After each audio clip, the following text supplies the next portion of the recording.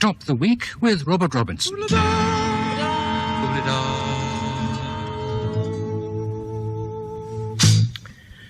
Hello. Supplying our conversation this evening, we have Anne Leslie, the journalist, Dr. Michael O'Donnell, writer and leech, Stephen Oliver, the composer, and Benny Green, the versatilityist. Music from Dillie Keane of Fascinating Aida. Supplying our conversation doesn't sound quite right. Sounds like a hundredweight of coals, but you know what I mean. Well, had a lot of letters from people saying how they'd restructure the week because we were talking about abolishing Monday and a lot of other things last time. But John Lloyd of, I think it's pronounced Harford West, or is that only the Mayfair branch? Haverford West, I don't know. Harford West, I think. Sounds nice. Writes to say all our difficulties would disappear with what he calls full introduction of metrication. If we had a metric calendar, he says, with 10 days to the month and 10 months to the year, every new day would be equivalent to 3.65 old days, and Saturdays would end on Tuesday afternoon.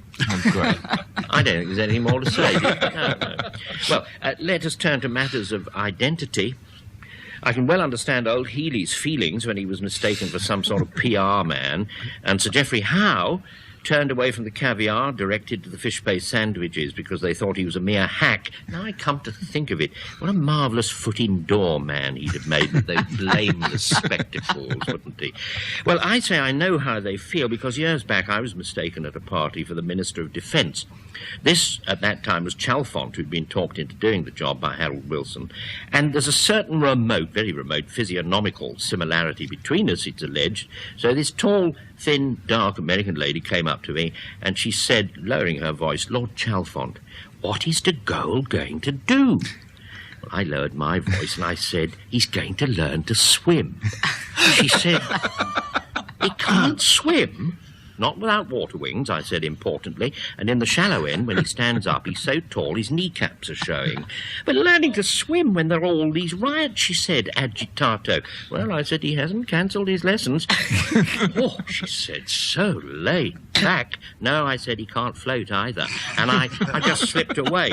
But when I thought about it afterwards, I suddenly realised she looked just like the Duchess of Windsor, and perhaps she was, except if she was, she would have known, but she looked very like.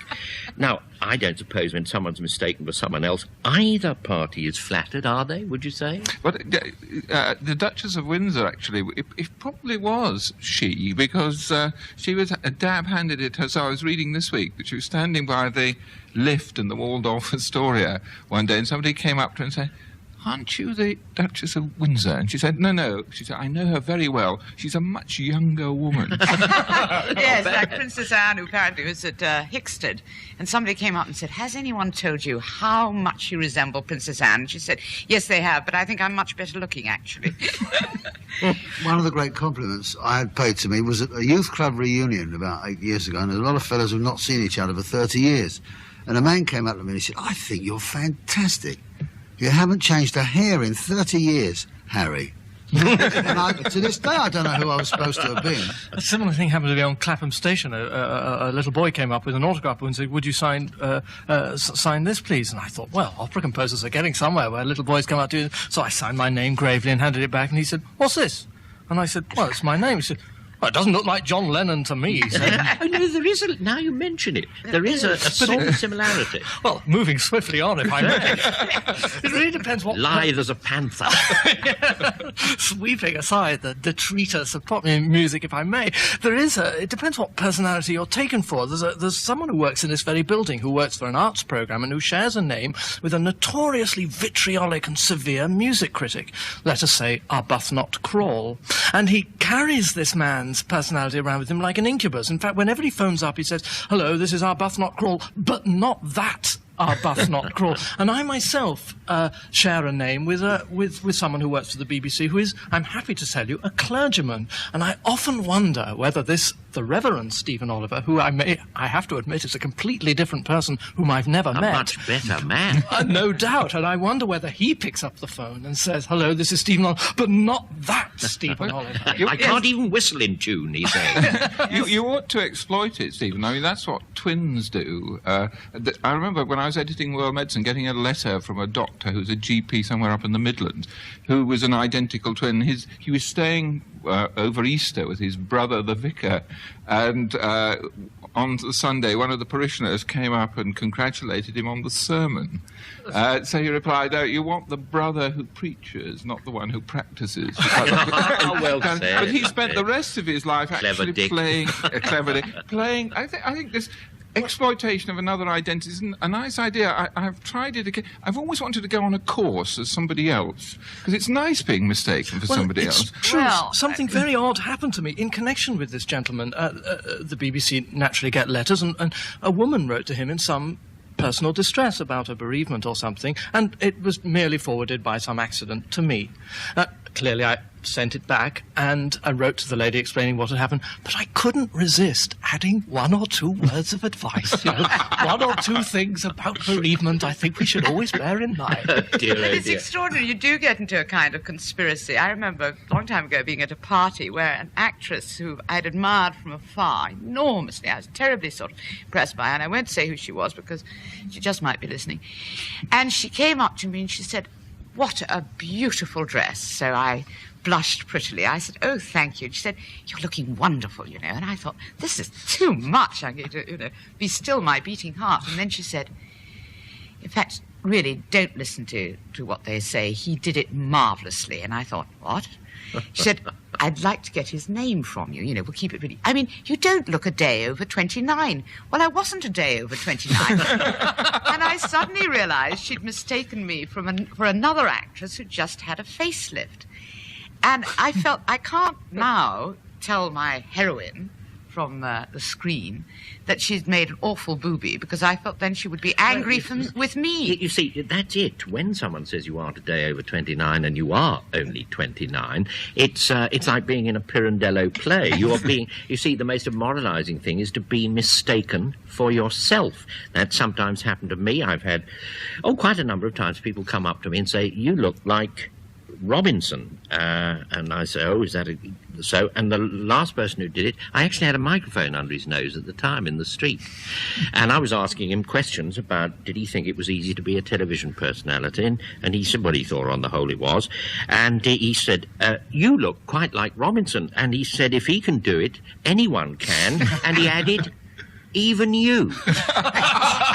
And I felt like a reflection in a glass going round looking for a person to be a reflection of. Yes, but at And least it's you most were taking peculiar it on the reflection sensation. of somebody else. What happens when you're you're forced into a situation where you're taking on the reflection not of yourself but of somebody else? When somebody comes up to you, apropos of nothing, and said, "I think you talk a lot of rubbish," and you say, "Well, there we are. We can't please everybody." And then they go on. I mean, the other night, what you were saying about the hanging debate or the Queen or rabbits or something like that, and you realise that they think it's somebody else that they're talking to. But you find yourself being terribly offended at them criticising you, but they're not criticising you, they're criticising somebody else, and you start fighting back as somebody else. They don't believe you when you tell them that you've got the wrong person. A lady in a public house in the depths of this country came up to me, and as I was ordering the beer, she said, "So you were born in Headingley, eh?" And I said, "No, as a matter of fact, I've never been in Headingley in my life." And she said, "We won't tell anyone." I got a book given to me, inscribed by a very, very famous, distinguished English author, and he put a very flattering note in it, but it was addressed, he put in the book, "Dear Benny Hill." Oh, how sad. It's wonderful when your bluff isn't called. When I was very young, I spent some time in Venice before I really knew Italian, and I was, because I was dark-haired and so on, was taken by an Italian family for an Italian, and was asked the way to the St. Mark's Square or something, and I didn't like to say, "Actually, I'm English, I don't understand a word you're saying except for Piazza San Marco." So I came into my head that in Don Giovanni there is a passage where people are giving directions. You turn left, turn right, turn... Of course, they ended up in the Grand Canal, but I felt like a king. You didn't sing it, did you? I recited it. Yes. And it was wonderful. And you saw them splash into the canal. I shudder to think what happened to them. Now, what about people that make a profession of being mistaken for somebody? Because I was in a television Charles. studio very recently with Jeanette Charles, and it seemed to me that she took on some of the dignity of a queen. She's the one who looks like the Queen. Yes, Yeah. she looks like the Queen, and there were mannerisms in her bearing and her speech that suggested that she was. More Wow. interestingly, though, did the It's taken interviewer, hold. Yeah. the Well, you interviewer deferring. acknowledge her regality? I mean, were the The researchers interviewer playing went down around? on one knee. There's a marvellous example of the longing to go on being deceived in Leo Rosten's book, Hooray for Yiddish, I think the book is called. But it's about Mrs. Brown, who rings her daughter to ask her how she is, and her daughter says she's terrible, her back's killing her, the children are playing up, she's got guests coming to dinner. Don't worry, says her mother, I'm coming right over, I'll feed the children, clean the house, and cook you a splendid dinner. Oh, you're an angel, Mum, says the daughter. How's Dad? And she said, your dad died 9 years ago. And they work out that she's rung the wrong number. And whereupon the daughter, the putative daughter, says, oh, please, don't ring off. Does it mean you're not going to But we've all been mistaken. I mean, to bring it down, these are fairly rarefied altitudes. We've all been mistaken at some time or other for a member of the sales staff of Peter Jones. And even I with my hat on in there, I've had a woman come up to me and say, where could she get a long-handled broom? And I think the hat gives me a sort of look of the Peter Jones's gardening correspondent. I said, you know, you can't do better than one of our hazel twig besoms. I mean, it's all real stuff. But have you noticed when people do mistake you in a shop for a member of the staff, how embarrassed they are when you say, well, I'm just a customer myself. And the only way you can get out of it, relieve their feelings of embarrassment, is to say it's a compliment, because it must mean I'm frightfully well dressed, because I don't know better dressed men than those who do the serving in There's Peter like Jones. waiters, yes. I sold a lamp in the Army and Navy in Guildford once. Yeah. I mean, I kept Didn't going. pocket the cash, did you? I gave advice, and it was really good, objective, careful advice, aesthetic advice. And when the sale was completed, called over one of the assistants to take it over. And I didn't quite get away with it, but I hoped to do. I recognise the embarrassment that Robert talks about, because most shop assistants are so unwilling to serve you anyway that you tend to think in a shop, if there are a tiny group of a small group of young people, they're more or less likely, who aren't paying any attention to anything, they're more or less likely to be shop assistants. I mean, I was in an Islington Grocers supermarket and approached what I thought were packers and said, could you tell me where the honey is, please? And they not unnaturally turned round and gave me an old-fashioned look, and I said, honey, rather vexedly. And one of them very quick-wittedly said, we can't go on meeting like this. Well, I find myself being annoyed by these sort of girls who stand around and chatting in shops, and I was feeling very irritable. And I went up and I said, if you can break off your conversation about what he said to you last night, what you did then and everything like that, I would like to be served. And they looked at me and said, who are you? I said, only a customer. And they said, well, so are we. You know, Michael Frayn, the playwright, went to one of those went to BAFTA, where they specialise in giving awards, the BAFTA awards, that sort of thing. And a man came up to him and said, oh, I did like that play of yours called Joe Egg. And Frayn smiled and said, I know just who you're mistaking me for. He said there is a sort of physical similarity. He said Peter Nichols, and indeed, the one is confused for the other both ways round. And the man said, no. He said, I know Frayn very well. You're Peter Nicholson. So anyway, Frayn broke off and left it at that. And then some weeks later, at a party, he saw this bloke across the room, went up to him, and he said, I know you think I am. And the man said, yes, of course, you're Michael Frayn. And Frayn said, but you thought I was Peter Nichols at the BAFTA Awards. And the man said, I've never been at the BAFTA Awards in my life. So I don't know how Pirandello can keep it going. What we're going to have now is a jolly good song. Dillie Keane is going to sing us The Image. See, the play on, well, not a play on words, she's sort of reinforcing what we say. The Image of Judy. Every time that I'm with you, you're not with me. Can't help feeling there's somewhere else you'd rather be, or someone else you'd rather hold, the one who stole your heart of old. But the evening's long and nights are cold, and so you make do with me. Is it something in my style, or perhaps the way I smile, that suddenly makes you so moody? Or is it say that in so many ways I'm the image of Judy. Is it the color of my hair, or perhaps the clothes I wear, that suddenly make you exclude me? For when I look into your eyes, it's then I realize that I'm the image of Judy. It's never been me, you know that it's true. Judy's the one you'd prefer. But where I'm concerned, it's always been you. Even when your friends mistake me for her. So don't tell me I'm crazy, or your memory is hazy. It was her that you saw when you wooed me.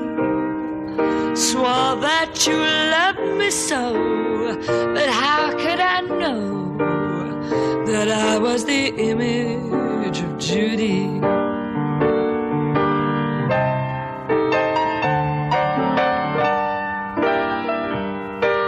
It's always been her I've just played a part from the very first day that we met.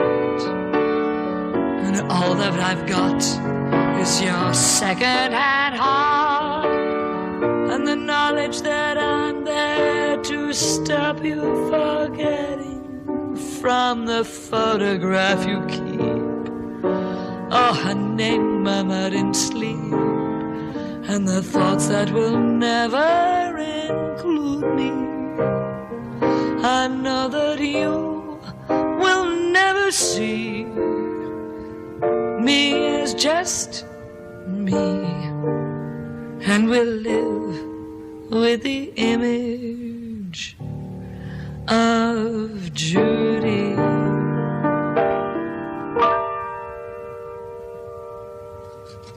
Well, there was Dillie singing us the image of Judy, and if I instantly go on and start talking about H certificates, H for horror, it has nothing whatever to do with the song, as Dillie, with her smile over there, is acknowledging. No, quite something different. Well, I remember the very letter H, the very shape of the letter seemed fraught with threat, the unpermitted, the terrifying, the concealed. Well, I was only 9, and I'd been dreadfully affected by seeing a film called The Old Dark House. This opened with Ernest Thesiger as the mad brother they usually kept in the attic, setting fire to the curtains, and ended with me and Frank Alsop kneeling on the seats with our backs to the screen in a paralysis of terror. We'd been taken to see Laurel and Hardy in Bonnie, Scotland, and I don't think anyone had thought about the other film. But when the night-founded travellers knocked at the door and it was opened by Boris Karloff, the terror began. The cinema was called the Plaza, and ever afterwards I looked on it as being the centre of all the evil in New Malden. I really wasn't a bit surprised when it was gutted by fire. The H film must have climbed down off the screen and burnt the place down. All this was revived for me because of the complete list of horror movies we've been looking at, horror shows they call it. Were any of you, I mean, before we get to all the stuff in the book, were any of you affected by the genre as I was? Do you have one that really... One. I saw The Bride of Frankenstein. I think it was The Bride of Frankenstein. Anyway, it was a monster. It was either the monster or Dracula. I can't remember. Anyway, he looks in the mirror, stands in front of them, a full-length mirror, and there's no reflection. Now that scared the pants off me because it was a negation of the physical laws of the universe. I didn't like that at all, and it was quite scary. I found less trouble with people. It was inanimate objects. I still think The Sorcerer's Apprentice is a very frightening story. It is something to do with the laws of nature. It's something to do with the robotic activity, the unreasonable activity of inanimate objects. I remember a pantomime that absolutely terrified me. There was the usual slapstick scene in the kitchen, and one of the gags was that you put sausages in this huge stove, and when you opened the stove, the hairs rise on my head as I tell you. You haven't got any hairs on your head. Mind you, it takes one to recognise one. I have neither. He meant they rise off his head. Sorry about that. Well, I think the punchline has been completely destroyed. Well, let's assume the hairs are rising. This minor anecdote. Both the hairs on my head rise. as I tell you that you opened the stove and the sausage, which was a huge balloon, came out at you. Oh, my And goodness. oh, my goodness, you may well say, Bob, because I laugh about it, but I am actually genuinely frightened of such things. Yeah. The source of the being scared is very often unlikely, isn't it? I didn't have an experience like yours. I can't remember it. But I remember my sister, one year during Ledger Week, we had guests in the house, and a couple of Irish priests over to go to the races. So my sister and I were parked in the Gaumont Doncaster for continuous performances of Snow White and the Seven Dwarfs. We slept, because it was a good race day, what with Irish priests, I think we saw about 4 or 5 performances of it. And for 6 or 7 months afterwards, my sister had nightmares about the witch. I did too, absolutely. Because the idea was, of course, that it was okay for children to see that because, it was a cartoon. And it was, I don't think people even thought it was therapeutic. They just thought, how nice, it's a Disney cartoon. And I had nightmares for months after that. She was such a malevolent character. Yes, she was fantastic. But the things and I tell you what still gives me the shivers, it's nothing to do with monsters and slavering beasts.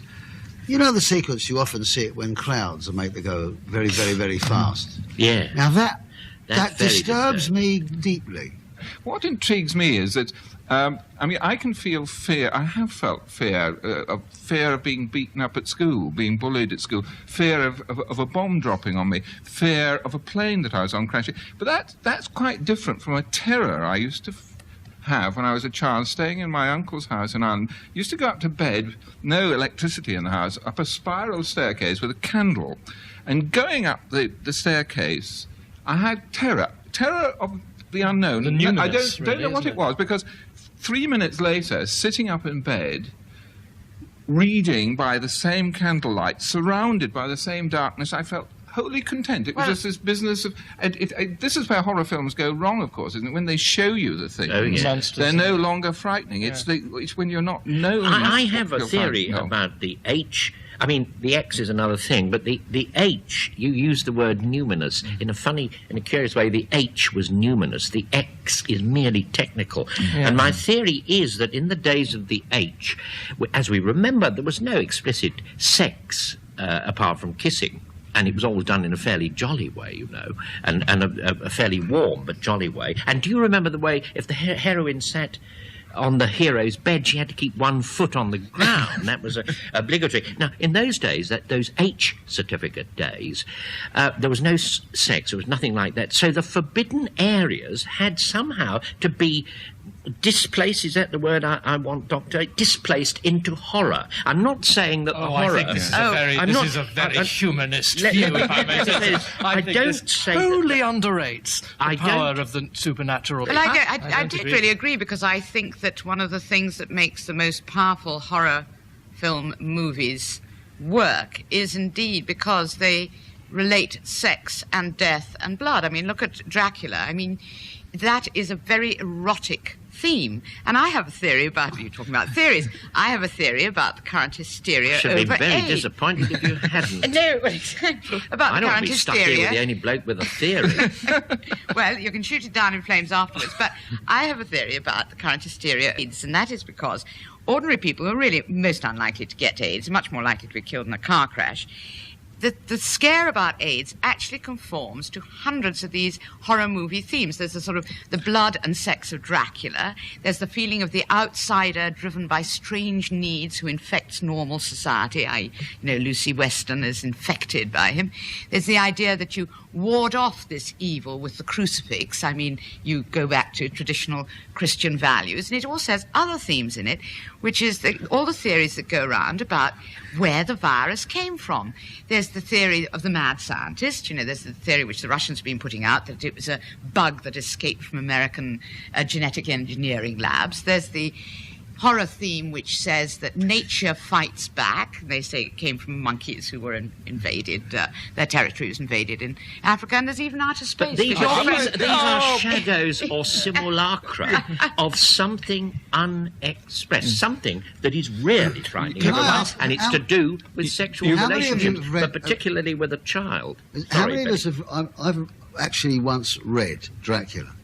And I found it the most tedious, badly written, boring, rotten book of any bestseller. Well, my or famous 8-year-old book. is reading it. She says it's a tedious and rotten book, but she can't stop reading it. Well, only because the visual images have been superimposed on the book. I'd say Anne's theory is very attractive, Doctor. I see what And you're so- getting at, but you've left out the essential ingredient, both of the AIDS scare and of the great H films, and that is the boneheadedness of the participants. I mean, the boneheadedness without which we have no fairy tales, no legends. The H film starts as a car on a lonely road, you know, and the chap says, "The battery's dead. I think we're going to have to spend the night at the castle." And they go to the castle. It opens with a great creak, and there stands Boris Karloff. Or they goes, who the hell would go into such a castle? Not only did they go in, but within minutes he's saying to her, "Lock the door and let no one in." And why? Because the first thing she's going to do, and just to cheer her up, he says, "I'm going to have a look in the basement." I mean, the boneheadedness of it. Exactly, and what always happened was it was always Boris Karloff, and he might just as well have had a neon sign on his chest say, flashing on and off, vampire. And the man always says as he shambles off to the basement, "Queer sort of fellow." The moral outrage that confronts such incidents is surely the key to what we're really talking about. When Dr. Johnson, if I may bring him up, as he doesn't worry about the extrusion of Gloucester's eyes or the rape of Lavinia in Titus Andronicus. What he cannot bear is Othello smothering Desdemona. He says at the end, "I am glad I have finished the revisal of this dreadful scene. It is not to be endured." But and I have to cry correct of you, fury against the way things actually work is surely credit to human nature, and it is what horror films are speculating on. It's possible, but I must correct you, otherwise a lot of other people will. He did say about the putting out of Gloucester's eyes that it was not to be performed. We overlook the real horror. There is something about Dracula which does terrify me, but it's nothing to do with the book at all. It's that the man that played the part of Dracula, Bela Lugosi, was buried in his Dracula cape. And that is horror. That's And real horror. wasn't it a coffin as well? I mean, because oh, of course, yes. one of the tragic, but it's terribly funny story about, he became a bit of a drug addict towards the A end of his bit, career. my a bit. God, yeah. And he was making one of the all-time bad horror movies of all time, which was The Bride of the Monster. And he plays a mad scientist. And he's got this huge, hulking assistant played by Tor Johnson, who I think is described as the poor man Sidney Greenstreet somewhere. But this pretty assistant or pretty reporter or somebody comes in and says, "Oh, I don't like the look of your assistant." And Bela Lugosi says, "Don't be afraid of him. He is harmless as a kitchen." What he'd meant to say, of course, was kitten. You but he don't was have so to say stoned. And actually, the director, who was a very bad director, did pick this one up, and he said, "Let's re-record it." And he said, "I won't." It's spreading like wildflowers, Anne. Yes. You know it is. But let us go on about H and X. I have in my notes here that H is numinous and X is technical, as I observed earlier. What need for a substitute for the unspoken when the real secret, and I cling to my theory no matter what you say, Stephen, when the real secret is out, and I say that is the reason H had no reason to continue to exist, and horror movies had no function anymore because X was there and you could technically get rid of all the lumber under X, and so horror movies became a mixture of the absurd and the camp. But it was something for grown-ups to laugh at rather than something to terrify children. Yes, but they didn't lose their attraction, and it wasn't just camp because the genre is it's inexplicable in some ways. I mean, the sort of incidental intelligence without which this program would be incomplete is something Very I incidental. heard Todd Slaughter once. Do you remember Todd Slaughter? He used to do a sketch Mariah called- Martin and the Red Yeah, Barn. he used to say that Sweeney Todd and the Demon Barber, that sketch always went down best in Rotherham. Now, why? You can't, having grown up near Rotherham, I can't believe that any of the theories being put forward will serve. However, Oh, sorry, that was a I was thinking that the attraction is, for me, is not in the send-up, the sort of high-camp new horror movies, but seeing the old horror movies, which are not horrific, but they have an attraction because they have all sorts of things, like the dialogue in the Gothic ones is as Gothic as the setting. They have these long sentences of grotesque unlikelihood, like, "Your fiancée bears an uncanny resemblance to her ancestor, Lady Edwina, who was burnt at the stake in 1489. And people say this across the time. I've jotted down a few. Well, I'll give them to you later. Many were scripted in that 1960s period by H.P. Lovecraft. And I remember, I was a film critic then, so that's how I know for sure. And I saw a press show one after the other, two on one occasion. And not only was the scenery more or less the same in both, Lovecraft had used the same lines, and as I said, well, I suppose disobligingly at the time, once Lovecraft got his teeth into a good story, he liked to leave them there, and they did. And I think it was in one of those that the butler, I mean, one of the campest things I ever saw was the butler taking up the ashes of Dracula, tipping them back into the empty coffin, pouring blood on them, and reconstituting Dracula like packaged soup. You can't get much camper than that. But was not Lovecraft, in his second coming, so to speak, intending to be camp, using his first... Oh, no, I think he wrote quite serious stories in the genre, and when I say he wrote the films, it may have been someone else who scripted because them. What interested me is how very difficult it is to recreate what had made an earlier horror movie so moving and so gripping to the imagination. For example, King Kong. The point about King Kong is that we grieve for the great ape. You know, he's a noble soul, misunderstood, he's the outsider, and all the rest of it, and it's a human being so ghastly. Now, this obviously was enormously successful, but there was a terribly funny rip-off of that done by the Japanese, needless to say, where they thought, well, if it works for having a human and noble ape, why not a turtle?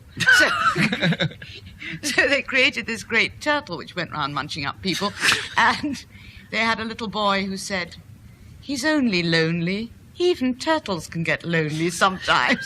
In my opening remarks, I spoke about the old dark house with Ernest Thesiger as the pyromaniac brother, and he was Queen Mary's favourite performer, and she'd go to the theatre when Ernest Thesiger was on, go with one of her ladies-in-waiting, and she wouldn't say anything, she was listening to the play, but as soon as Ernest Thesiger came on, she'd say, "That is Ernest Thesiger," and then she'd fall in silence, and both of them, each of them would exchange notes about needlework. I mean, I'm just thinking of Thesiger playing the pyromaniac, but he wrote to Queen Mary about needlework, and both Queen Mary and Ernest Thesiger, I mean, you'll be very interested to hear this, were expert needle persons. There's horror for you. Yes.